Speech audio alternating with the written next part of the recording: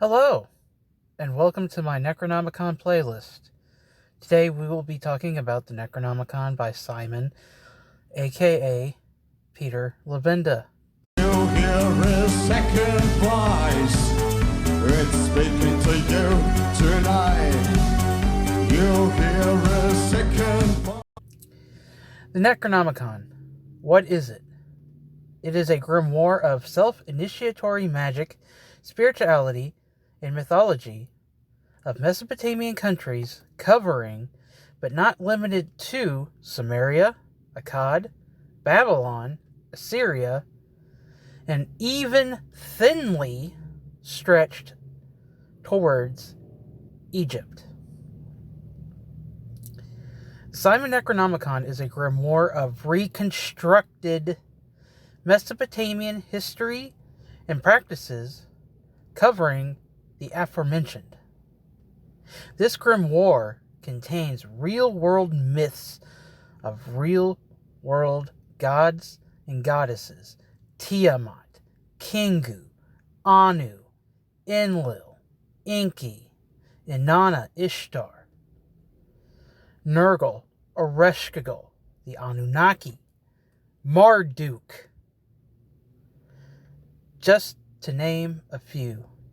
And believe me, they have way more gods and goddesses for just about everything, including alcohol.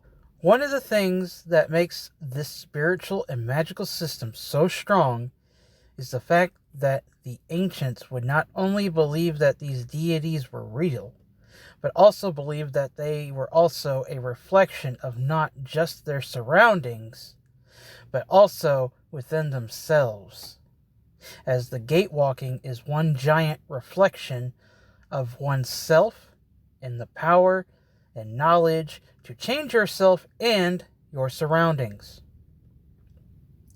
The same can be said for other magical systems, but we're not talking about them. This path wants you to rely on your ability and not just the gods and goddesses as some other religions that came afterwards. One can worship and one can completely be atheistic or agnostic and use this as metaphors and archetypes for self-improvement. What the Necronomicon is not is a grimoire that opens physical, terrifying vistas of reality, summoning ancient godlike alien entities that are beyond our comprehension and our laws of nature. It does not contain any formula to resurrect the dead through alchemical rituals with essential salts, nor brightly green glowing serum. The fictional counterpart by Howard Phillips Lovecraft is just that, fictional.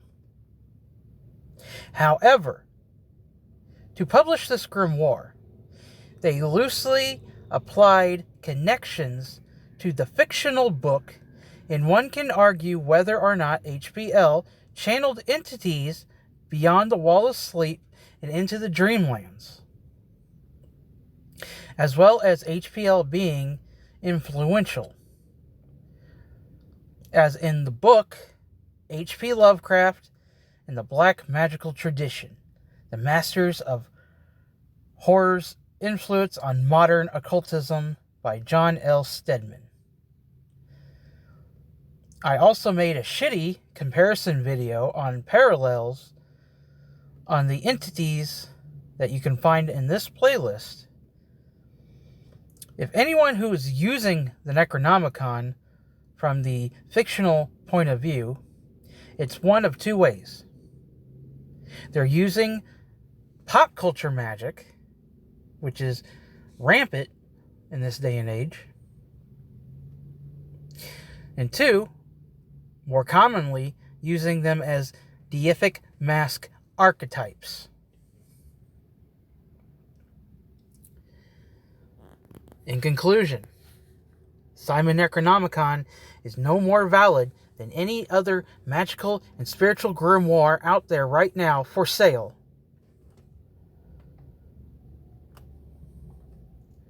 And this book will cause psychological damage to you if you are not careful and mentally fragile. In my opinion, that's the closest to the fictional counterpart as it gets. Working this path will cause you to cite Slayer and their song Seasons in the Abyss to quote, "Close your eyes, look deep in your soul, step outside yourself and let your mind go. Frozen eyes stare deep in your mind as you die.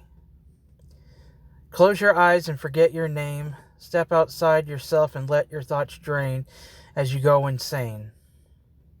Metaphorically speaking, shedding the old skin and creating a new skin. And if you're not careful, you can fuck yourself up with all that emotional damage over the span of your insignificant life here on a has-been planet orbiting a cold and indifferent sun. I want to thank you all for watching. I want to thank you all for listening. If you want to come find me, my links are in the description. And if you have any questions, comments, concerns, please feel free to leave them in the comment section down below. I love you all. Good day.